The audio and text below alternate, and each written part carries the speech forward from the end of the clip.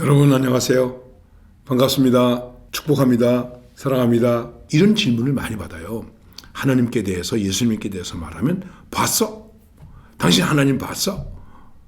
이렇게 얘기해요. 달나라 갔다 왔던 가가린이라고 하는 우주 비행사가 있었는데 갔다 온 다음에 우주에 다니면서도 하나님 못 봤다. 하나님이 어디 있냐? 신은 없더라.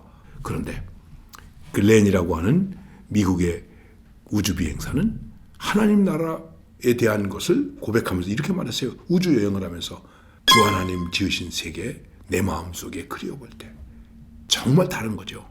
신앙에 대해서 간단하게 정리해서 한 얘기, 요리문답. 묻고 질문하고 신앙의 Q&A. 예수님께서 오셔서 아무리 우리를 구속하시는 일을 하셨다고 하더라도 그 구속하신 일에 내가, 여러분과 제가, 우리 인간이 어떻게 참여할 수 있는가 하는 거예요. 그 예수님의 구속사역에 내가 참여되지 않으면 의미가 없는 거예요. 그래서 29번 문제가 바로 그런 질문이에요. 그리스도께서 값을 치르신 구속에 어떻게 우리가 참여하게 하나요?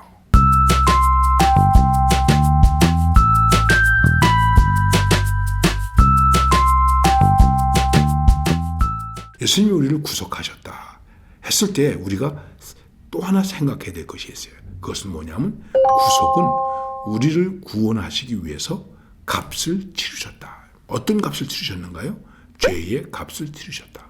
죄의 값은 무엇일까요? 죄의 삭은 사망이요. 죄의 값은 죽음인데 이 죽음에 대한 값을 예수님이 치르셨어요. 어떻게? 예수님이 자신을 죽게 하심으로. 그래서 예수님의 죽음을, 십자가의 죽음을 우리는 뭐라고 말하냐면 구속의 죽음. 또 대신 값을 치르고 죽으셨다. 그래서 대속의 죽음. 이렇게 말하는 거예요. 목사님이 이제 목회하는 중에 어느 식당에 가서 제가 아내하고 같이 식사를 했어요. 맛있게 밥을 먹고 돈을 내려고 카운터에 왔어요. 돈을 내려고 그랬더니 돈 냈습니다. 그러는 거예요. 누가 냈어요? 저기 앉아있는 분이 돈을 냈습니다. 아, 그래요? 근데 여러분, 돈을 대신 내줬다 그러니까 야, 기분 되게 좋더라. 내가 죽어야 되는데 예수님께서 대신 죽으셨다. 그래서 나를 구원하셨다. 그거를 구속이라고 말하는 거예요. 이 구속은 나는 거저받았지만 값을 치르는 거예요. 근데 문제는 하나님께서 우리를 그 구속에 참여하게 하기 위해서 어떻게 하시는가 하는 것을 말하는 거예요. 우리가 구속에 참여하게 되는 것은 그리스도께서 값을 치르신 구속을 그의 성령께서 효과적으로 적용하신 덕분입니다.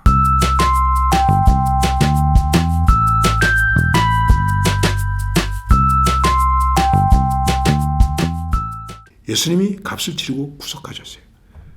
그런데 그것이 나에게 어떻게 받아들여질 수 있게 하는가?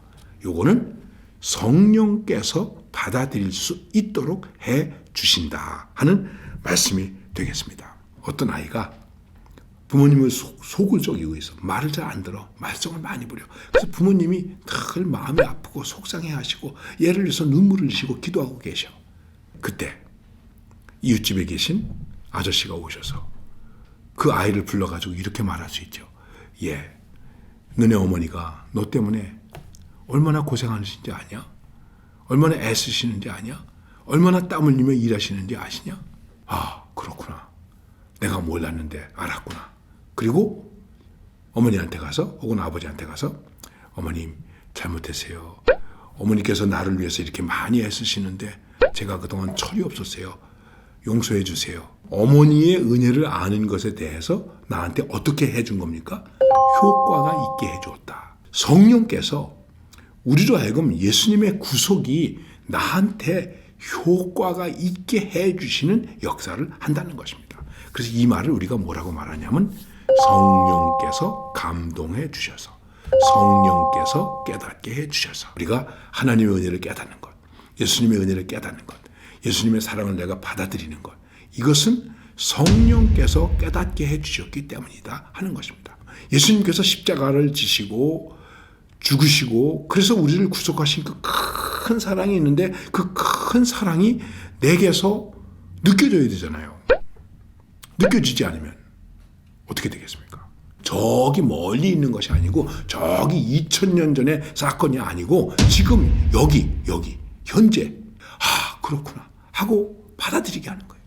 그래서 예수님의 십자가를 생각할 때 눈물을 흘리고 감사하게 되고 감격하게 되고 찬양하게 되고 그러는 거예요. 그게 내 마음대로 하는 게 아니라는 것이죠. 이것을 효과 있게 하신다는 거예요.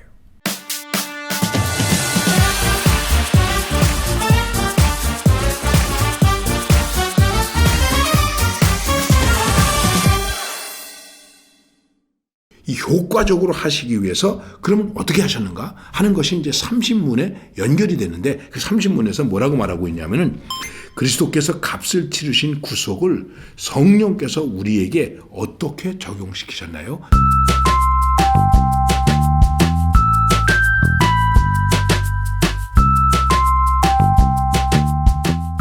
답은 이렇습니다.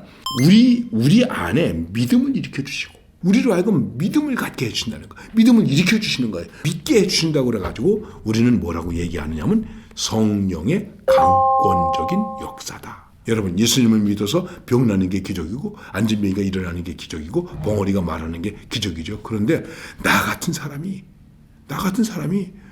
예수님을 믿게 되었다. 이게 기적이라는 거예요. 근데 왜 그렇게 되었을까? 성령께서 내 안에 믿음을 갖게 하셨기 때문에. 그리고 그 다음에 뭐라고 말씀하시냐면 효과적인 부르심으로 믿음을 일으켜 주시고 효과적인 부르심, 그렇게 해서 우리를 그리스도와 연합시키는 것입니다.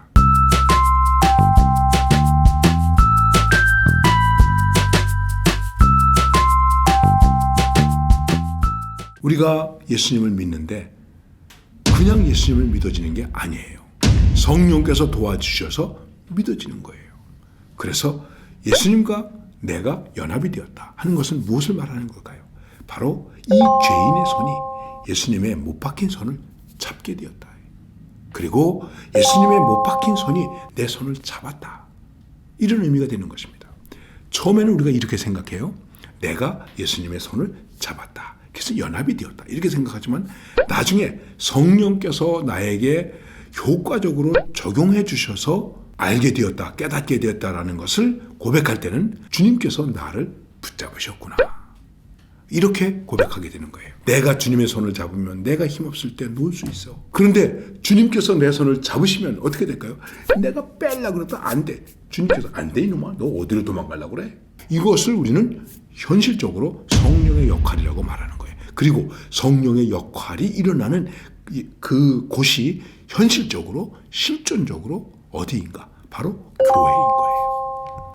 그래서 교회가 중요한 거예요. 그래서 우리가 교회에 와야 되는 거예요. 교회에 다니는 것은 건물 때문에 나오는 게 아니고 이렇게 교회에 나와서 하나님의 은혜를 깨닫게 하고 성령의 은혜를 깨닫게 하고 예수님과 연합하게 하는 그러한 일들을 북돋아 주기 때문에 그런 거예요. 여러분 교회를 보십니까? 교회를 보면 이 교회 멋있네, 아름답네, 잘 지었네, 높네. 이게 아니고 나로 하여금 믿음을 갖게 해주시는 성령이 계시는 곳이네. 이렇게 고백할 수 있는 거예요. 그 성령의 도움으로 내가 지금 예수님을 믿게 된 거예요. 이해가 되죠? 예. 이해가 되면 또 계속 나가는 거예요. 이해가 안 되면 어떻게 하겠습니까? 이해가 안 되면 이렇게 말하면 돼요. 성령님 이해되게 해주세요. 그러면 돼요. 이거 왜 이해가 안 돼? 신경질 내지 말고 성령 하나님 나로 하여금 예수님과 연합해서 살아갈 수 있도록 나를 효과적으로 도와주세요. 이렇게 기도하면서 사는 거예요. 그러면 성령께서 우리를 도와주세요. 성령님께서 우리를 도와주시는 것은 곧 예수님과 연합해서 동행하는 거예요. 우리는 이런 믿음을 가진 사람입니다. 오늘도 이 성령님의 도움을 받으면서 우리의 믿음을 굳게 할 수 있는 그런 용기 있는 우리 친구들이 되기를 바라요. 고마워요. 안녕. 또 다음에 만나요.